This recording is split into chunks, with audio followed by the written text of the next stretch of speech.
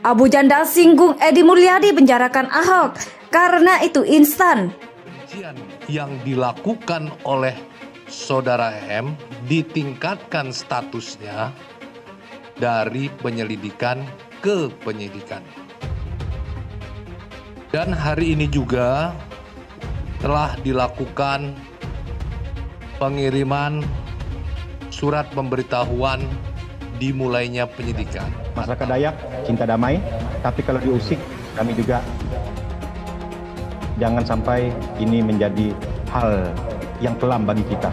Kami tidak jumawa, boleh dilihat bagaimana kami selama ini cinta terhadap NKRI. Tapi kalau kami diganggu, itu kami bukan mengancam. Jangan sampai suku bangsa Dayak jadi anak nakal bagi NKRI ini.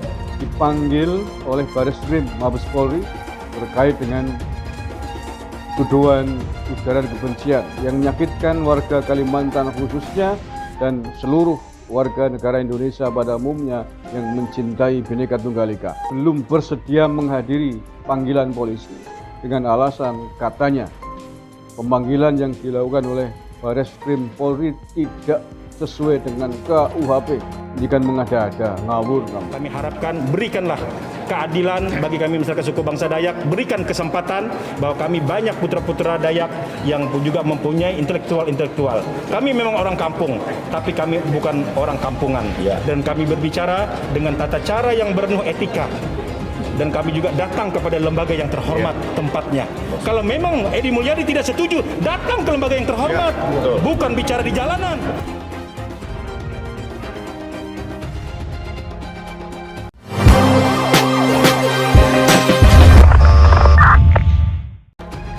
Permadi Arya alias Abu Janda belakangan menyinggung kasus yang menimpa Edi Mulyadi merupakan balasan atas apa yang dilakukannya beberapa tahun silam. Abu Janda menyebut Edi Mulyadi penjarakan Ahok alias Basuki Cahayapurnama. Lewat unggahan Instagramnya, Abu Janda menuding Edi Mulyadi terlibat dalam pemenjarakan Ahok beberapa tahun lalu. Karenanya menurut Abu Janda kasus Edi Mulyadi merupakan pembalasan yang harus diterima. Ia bahkan menyebut karma besar sedang menunggu Edi.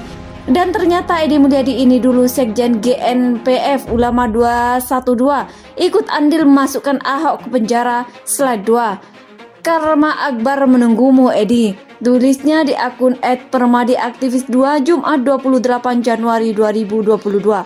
Dalam postingan itu, Abu Janda juga menyinggung ketidakhadiran Edi Mulyadi untuk menjalani pemeriksaan. Dia menyebut sikap mangkir tersebut hanyalah menunda kiamat Edi yang pasti akan datang. Kau cuma sedang menunda kedatangan kiamat untukmu.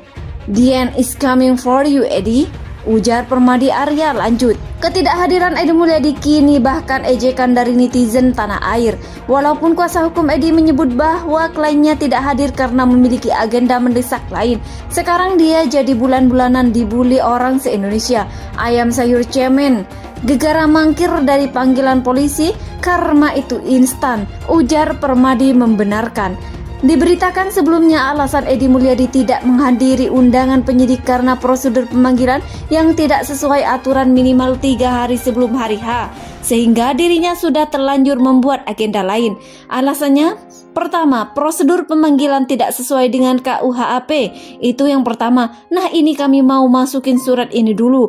Jadi kan itu harus minimal 3 hari. Ini baru 2 hari sudah ada pemanggilan, ujar Herman Kadir, kuasa hukum Edi. Tempo.co.id, Jakarta. Ketua Tim Kuasa Hukum Edi Mulyadi, Herman Kadir, memastikan kliennya siap menjalani hukuman adat terkait ucapannya soal jin buang anak. Namun dia menekankan hukum adat itu harus jelas bentuknya. Apa bentuk hukum adatnya? Kayak apa? Itu yang kami pertanyakan. Kalau hukum adatnya mengada-ngada, ya nggak mungkin, kata dia di Bareskrim Polri, Jakarta 28 Januari 2022. Herman mengakui ada sejumlah permintaan kepada kliennya untuk menjalani hukuman adat.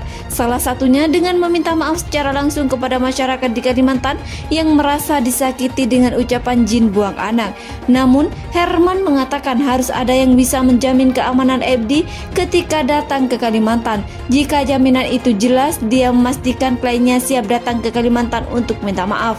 Bukan gak mau, berani-berani saja. Tapi siapa yang berani jamin keamanan ke Kalimantan itu? Katanya hukum adatnya harus ke Kalimantan minta maaf. Silahkan saja, tapi siapa yang jamin, kata dia.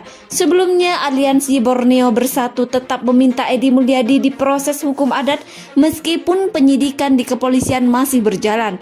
Edi menghadapi sejumlah laporan karena pernyataan mengkritik karena memindahkan ibu kota negara ke Kalimantan Timur.